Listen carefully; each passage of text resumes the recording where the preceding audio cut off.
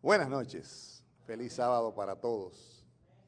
Saben, en el 1972, en un país llamado Bután, que yo sé que ustedes no lo conocen ni saben dónde está en el mundo entero, se inició una revolución industrial, la más moderna que ha existido desde el 1970 hasta esta fecha. Y pareciera que un país que no tiene, nadie sabe de él, no es un país importante en el mundo, no es el país más grande del Asia, sin embargo su nombre es mencionado en todos los países del mundo por la invención de un muchachito de 16 años que era el lama o el gobernador o el rey de ese país pequeño llamado Bután. A ese señor se le ocurrió, por cierto, tenemos que acabar temprano, así que yo voy a resumir los datos. A ese señor se le ocurrió inventar una cosa para medir el crecimiento de un país. Hasta ese momento todos los países del mundo tomaban como elemento de medir el crecimiento de un país una cosa que se llama el Producto Interno Bruto. O sea, todos los productos que se venden y que se exportan y que se importan en el país, la diferencia entre esos dos rubros sería el Producto Interno Bruto, o sea, lo que el país tiene o con lo que el país cuenta. Y pensaban que eso era lo que le daba alegría y felicidad a la gente. Hasta que ese muchachito de 16 años se inventó que su país no se iba a medir el crecimiento por los bienes que tuviera, por las propiedades que tuviera, sino que en vez de ser el PIB, como se llama Producto Interno Bruto, él iba a medir el crecimiento de su país por el FIB. Él decía que era la felicidad interna bruta de todos sus habitantes. Y creó un modelo llamado el índice de la felicidad, en la que todos los ciudadanos de su país tenían el derecho, según él, a ser felices y no tener ninguna preocupación, y que el Estado debía trabajar para proporcionar la felicidad y la alegría de sus habitantes. Parece ilógico que un país tan pequeño pudiera poner una regla mundial. Sin embargo, la UNESCO dice que 157 países se adhirieron o se apegaron al modelo que había creado el rey de Bután para medir la felicidad de su país. Dentro de algunas cosas que ellos calculaban para medir la felicidad estaba la seguridad de un trabajo, la seguridad de una casa, la seguridad de una familia, la seguridad de los alimentos a poder comer en su casa, la seguridad de que usted salía a su casa y no lo iban a matar en el camino. O sea, tener seguridad, tener alimento, tener techo, tener comida. Para el rey de ese país eso motivaba a que la gente fuera feliz. En contraste con el mundo, cuánto oro hay, cuánto bauxita hay, cuánto producen los agricultores. Eso es lo que el mundo calculaba hasta ese entonces, hasta que a él se le ocurrió que la felicidad interna bruta era más importante para el país que el Producto Interno Bruto. En 1988, un grupo de países del mundo se reunieron en la ONU, que siempre se reúnen, y uno de los países grandes, queriendo burlarse del rey, porque estaba promoviendo el índice de la felicidad, entonces le dijo: ¿y por qué ustedes no se miden por el Producto Interno Bruto? Ustedes son un país sumamente pequeño, porque ustedes ni siquiera es minúsculo, ustedes son como el 173 en el mundo de los 200 y pico de países que hay en el Producto Interno Bruto, o sea, ustedes no representan nada. Y entonces el rey se volteó y le dijo: nosotros no medimos la felicidad de la gente por lo que tenga, sino por cuán contentos están con lo poco que tienen. Nosotros los cristianos quizás deberíamos medir la felicidad de la misma manera. Por ejemplo, hay un versículo del apóstol Pablo que dice: regocijaos en el Señor, regocijaos siempre, y otra vez os digo regocijaos. Hay otro versículo que dice que la sonrisa, el estar contento, la alegría constituye un buen remedio, pero el espíritu triste seca los huesos. Y pareciera ser que la filosofía cristiana está relacionada con la filosofía del rey de Bután, aunque los habitantes de Bután eran musulmanes, no eran cristianos, pero cuando empezaron a calcular el índice, descubrieron que las personas que viven en Noruega y en Finlandia son los países más felices del mundo. Y empezaron a investigar cómo era posible que esa gente fueran tan contentos y tan felices y qué concepto de la alegría tenían que no tenían otros países del mundo. Por ejemplo, en los años 70 y 80 los finlandeses tenían un solo hijo o a lo máximo 2 hijos, porque ellos decían que más de eso era un símbolo de ser tercermundista y tener muchos hijos era un símbolo de que no se pensaba con la cabeza. Por ejemplo, tener libertad. Ellos decían que ellos eran libres, que la gente podía hacer lo que ellos quisieran. Son los países más liberales del mundo los que aceptan todo tipo de doctrinas, todo tipo de conciencias, y según ellos son el país más feliz del mundo. Pero entonces empezaron a ocurrir dificultades. En Finlandia y en Noruega, y empezaron a ponerse viejos los habitantes de la población. Por cierto, Canadá era también uno de los países más felices del mundo. Y empezaron a ponerse viejos los que vivían en las comunidades de sus países, porque los que querían ser libres y felices no tenían hijos, y los que se casaban tenían hijos, uno quizás era el hijo que tenían, y empezaron a ponerse viejitos, y entonces los jóvenes no empezaron a reemplazar los viejitos, y el país empezó a menguar económicamente y también empezó a menguar en cuanto a crecimiento poblacional y empezó a menguar en cuanto a la felicidad, porque empezaron a preocuparse porque ahora tenían recursos, pero no tenían gente. Ahora tenían trabajo y tenían lo que ellos consideraban todo lo necesario para ser felices, pero empezaron a preocuparse porque las cosas que ellos tenían no les daban la seguridad. Inclusive, si usted tiene la oportunidad algún día de ir a Canadá, yo tengo un amigo que cuando yo estaba en una iglesia ahí en Providence,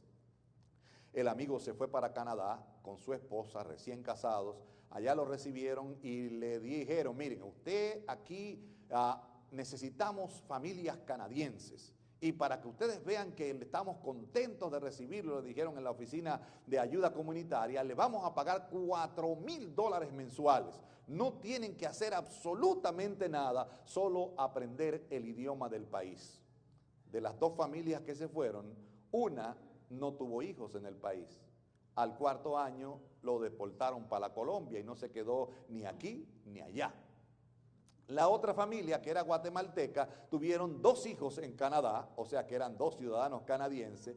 Cuando ellos terminaron su periodo de 4 años de ahorrar, porque le daban dinero para que ellos, le daban casa para que tuvieran y dinero para que tuvieran en los bolsillos, para que su única preocupación fuera aprender el idioma, esas personas que tuvieron hijos le dieron la ciudadanía canadiense y hoy son ciudadanos de ese país. ¿Por qué? Porque los canadienses descubrieron, lo mismo que descubrieron los europeos, que cuando ellos no tenían hijos o tenían un hijo eran personas de altura económica y social, pero empezaron a verse sin ciudadanos y entonces ahora le ofrecen a todos los ciudadanos del mundo que se vayan a Canadá, porque ellos quieren que las personas que llegan a Canadá tengan hijos canadienses para que el país pueda volver a crecer y tener una economía fuerte. ¿Por qué la gente se preocupa tanto por la felicidad? ¿Por qué la gente quiere ser contenta? ¿Por qué la gente quiere en su corazón tener el deseo de disfrutar la vida y tener una vida sin preocupaciones? Pareciera ser que algunos países lo logran, sin embargo, al final se cae. Porque hay algo que los seres humanos no han logrado entender. El vacío que hay en el corazón del hombre es espiritual. Los hombres sacaron a Dios de sus vidas y ahora, como no tienen la parte espiritual en su ser, sienten un vacío en el corazón porque no tienen a Dios a su lado. Y aunque tengan plata como Canadá, Finlandia, Noruega, los países del norte de Europa, Inglaterra, Estados Unidos, pareciera ser que la sociedad se les ha venido encima. Las crisis económicas que aparecieron, el COVID que acabó con gran parte de la población mundial y los acontecimientos que han ido ocurriendo han hecho que la gente empiece a ver realidad lo que fue nuestra cita bíblica de esta noche. Si buscamos en el Evangelio según San Lucas, en el capítulo 21, el Señor hizo una profecía sobre el tiempo del fin. San Lucas capítulo 21 y vamos a leer comenzando en el versículo 25. Dice la palabra de Dios: entonces habrá señales en el sol, la luna y las estrellas, ya eso pasó por cierto, en la tierra habrá angustia entre las gentes. ¿Saben lo que significa eso, verdad? Significa que a medida que nos vayamos acercando al tiempo del fin, las cosas no se van a poner más contentas, más felices y más alegres, sino que se van a poner más y más y más difíciles. Y la gente tendrá angustia en sus pensamientos. Es bíblico, no se puede quitar de ahí y se ha ido cumpliendo al pie de la letra. Por ejemplo, cuando yo salí de mi país, la República Dominicana, hace varios años, mi país era un país alegre, no pasaba nada, la única preocupación era dónde iba a dormir a las 4 de la mañana cuando estuviera borracho y bailando en el medio del pueblo. La gente podía dormir con un fajo de billetes al lado, tirarse en una puerta, la gente le cruzaba por el lado y no le robaban nada. Porque el país era, aunque no era tan grande como es ahora, era un país pequeño, la gente respetaba el derecho de los demás. Me asombró, por ejemplo, cuando yo fui a El Salvador en el 2017, que yo me metí en un cantón allá y pareciera ser que la violencia está en los cantones, que allí era que estaba la mara. Sin embargo, yo fui a dar estudios bíblicos en un cantón ahí en Zacatecolucas y me encontré que la gente me saludaba como si me conociera de hace 50 años sin haberme visto nunca antes en su vida. ¿Qué es lo que realmente trae la felicidad? La felicidad ha ido en disminución y la angustia ha ido creciendo. Por ejemplo, la violencia en nuestros países ha ido creciendo. Aquí en Estados Unidos, por ejemplo, Massachusetts, Rhode Island, Nueva York, Connecticut, eran lo que eran considerados el corazón de América. Y resulta que ahora son los países de las violencias, hay pandillas, y no solamente hay pandillas centroamericanas, hay pandillas de asiáticos, hay pandillas de europeos, hay pandillas de italianos, hay pandillas de todos los colores. Y usted sale a su casa y no sabe si va a volver. Que por cierto, eso era uno de los del rey de Bután, puso eso como uno de los índices de la felicidad, la seguridad, que usted pudiera salir de su casa, ir a trabajar y tener la seguridad de que iba a regresar a su casa. Usted sale hoy de su casa a trabajar y no sabe si va a volver a su casa porque usted no sabe si algún loco rematado salió ese día y salió con una ametralladora en la mano y empezó a tirar tiros en el centro comercial donde usted estaba comprando tranquilo o en la escuela que usted estaba visitando tranquilo y se van 10, 15, 20, 50 personas muertas de un solo golpe. ¿Por qué? Porque la gente está viviendo en angustia. Y la aparente felicidad que da, por ejemplo, el dinero, que la gente calcula, yo soy feliz porque tengo mucha plata. La felicidad no llega por tener plata, sino este señor, el que creó la compañía Apple, ¿se acuerdan de él? Tenía dinero que no sabía dónde meterlo, hasta el punto que él no cobraba su salario, sino que lo reinvertía en la misma compañía porque no le hacía falta nada y Steve Jobs tenía prácticamente todo lo que se podía tener en la tierra. Sin embargo, murió con una cirrosis hepática, murió solo, acongojado en una esquina de su casa. No quiso darse tratamiento porque consideraba que eso era penoso, sufrir un tratamiento médico y se dejó morir. Simple y llanamente, gente que tiene plata hasta más no poder. Y la plata pareciera que da la felicidad, sin embargo esas personas no son felices. Y usted pudiera calcular, ¿qué haría yo con $1.000.000? En mi país pusieron una vez un concurso que decía que estaban regalando $1.000.000 y le preguntaban a la gente, ¿qué haría usted con $1.000.000? Y la gente empezaba a decir todas las cosas que iba a hacer con $1.000.000. Sin embargo, no trae la felicidad. En Rhode Island hay un señor que se ha sacado la lotería 3 veces. ¿Saben? Hay una posibilidad en 339 millones de americanos de sacarse la lotería. Y ese hombre se ha sacado la lotería 3 veces. Cuando se lo sacó la primera vez en los años 60, lo primero que hizo fue pararse en un dealer de la BMW y se compró un carro nuevecito de cajeta y salió por la calle contento porque eso le iba a dar la felicidad. Sin embargo, 30 años después no tiene un centavo en el bolsillo, no tiene carro, no tiene casa y vive de la caridad pública. El dinero no da la felicidad. Algunos dicen que ayuda, ¿verdad? Pero no da la felicidad. Hay un vacío en el corazón que hay que llenarlo y eso solamente lo llena el que estaba ahí en ese lugar, que es el que sabe el tamaño exacto del vacío que usted tiene. Pero el Señor Jesús, está hablando de que en los posteriores días una de las señales sería que había angustia entre las gentes y que la gente estaría confundida. ¿Sabe lo que significa la palabra confundida, verdad? Por ejemplo, cuando usted nació, habían 2 sexos, varón y hembra. ¿Saben cuántos hay ahora? Los que estudian medicina, Gaby, ¿cuántos sexos hay ahora? Creo que son como 22 que han mencionado los psicólogos. 22, que usted puede ser varón con hembra, usted puede juntarse varón con varón, usted puede tener sexo con animales, la zoofilia, usted puede tener sexo con personas que no sean que ni de aquí ni de allá. Usted puede, hay como 22 diferentes tipos de sexo. Sin embargo, cuando usted nace o es varón o es hembra, no hay otra fórmula. Cuando usted le van a hacer los análisis de ADN, son cromosomas X o cromosomas Y, varones o hembras, no hay otro. Cuando usted, por ejemplo, se muere, que se murió, usted muere varón o muere hembra, aunque ahora lo del registro civil le ponen supuestamente sexo X o sexo Y o sexo Z o sexo P y le ponen nombres diferentes, pero muere varón o muere hembra, y el día que se levante de los muertos se va a levantar varón o hembra, nadie se va a levantar término medio.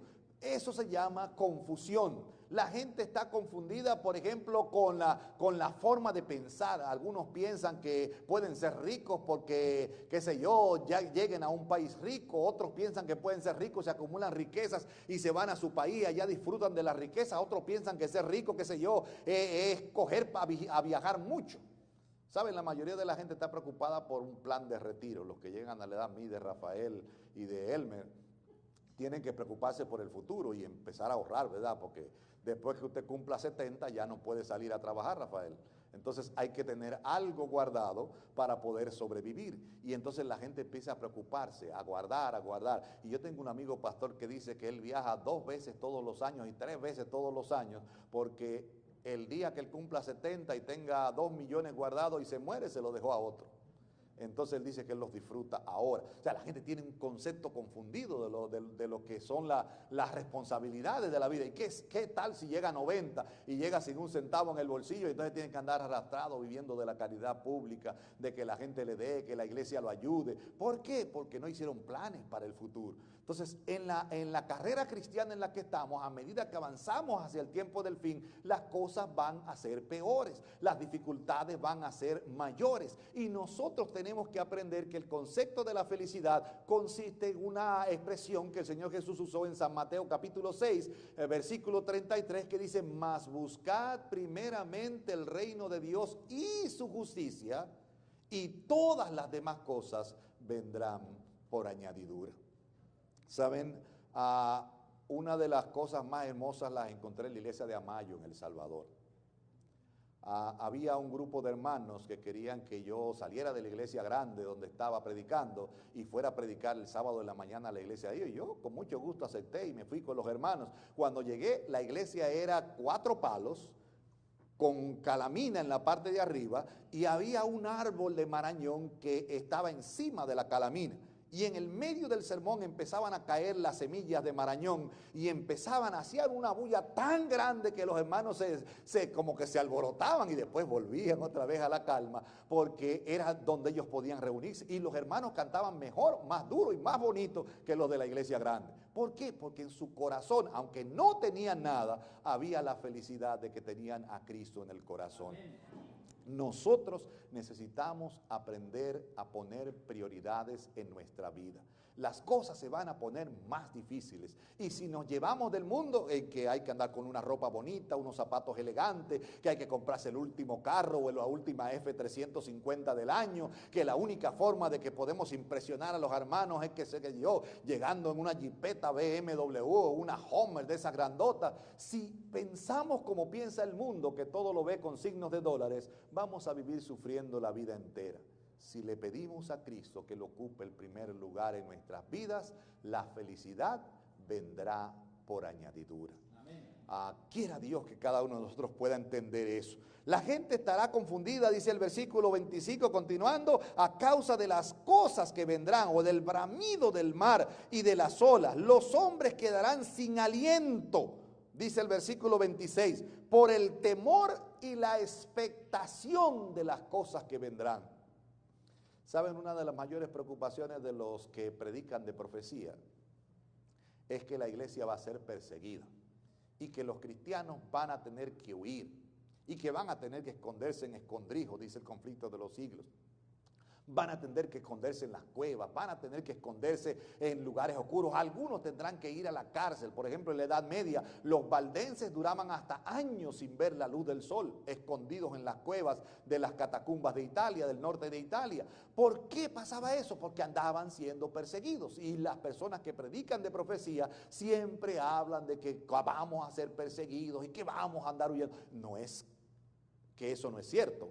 Va a ocurrir, pero Isaías capítulo 30, versículos 29 y 30, nos dice que nosotros en el tiempo del fin, en el tiempo de la siega, tendremos la alegría de tener canción como de noche en que se celebra Pascua y alegría de corazón como el que va con flauta para venir al monte de Jehová, al fuerte de Israel. Y para que sepamos que es el tiempo del fin, el versículo siguiente dice, y el Señor hará descender su potente voz y hará de descenso de su brazo con furor de rostro, torbellino, tempestad y piedra de granizo. O sea, en el tiempo del fin los cristianos estarán contentos, porque el tiempo de angustia de los cristianos es diferente al tiempo de angustia que sufre la mayoría de la gente. La mayoría de la gente cuando está muriendo piensa en lo que va a dejar, lo que va a hacer con sus hijos, lo que va a pasar con su familia, lo que va a pasar con sus propiedades. Los cristianos cuando van a morir piensan que van a llegar a un lugar donde fluye leche y miel.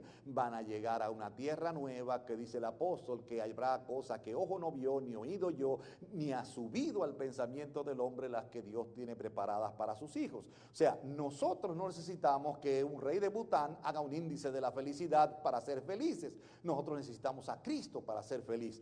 No necesitamos que el mundo calcule las 6 dimensiones de la felicidad. No podemos hacer eso. La única felicidad es que si Él mora en nuestros corazones, todo lo que el mundo vea de nosotros va a ser felicidad, porque hay un versículo maravilloso que dice, vosotros sois cartas leídas delante de los hombres.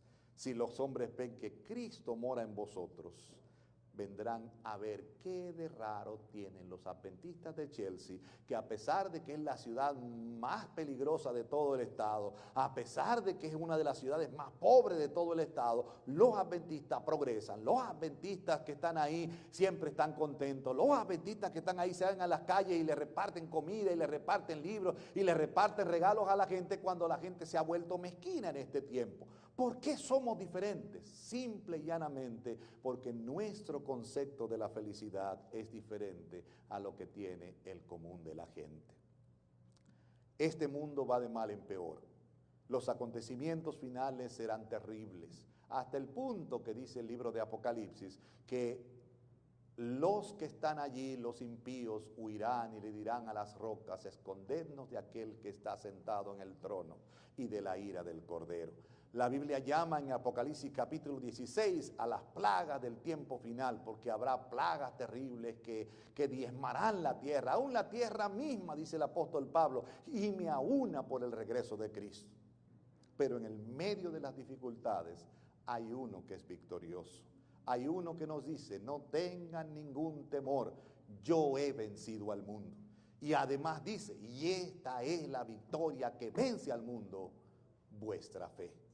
Si creemos en Él y confiamos en Él, no tenemos nada que temer. Y no estoy hablando de la teoría de los predicadores progresistas que dicen que si usted tiene a Cristo va a tener $1 millón en el garaje de su casa, que si usted tiene a Cristo no le va a pasar nada. Simplemente estoy diciendo que en el medio de las dificultades y los problemas, usted va a contar con alguien que va con usted, que con una sola palabra de su boca se puede crear un mundo, estrellas, firmamento, todo lo que existe por un solo dicho de su boca. Así que no tengamos ningún temor de lo que ha de sobrevenir a este mundo si tenemos a Cristo en nuestros corazones. Que Dios nos bendiga y que podamos pensar en esto hasta el día de la eternidad. Vamos a cantar ahora 316, Rudy, ¿verdad? 316 vamos a cantar para que nos preparemos y estemos en...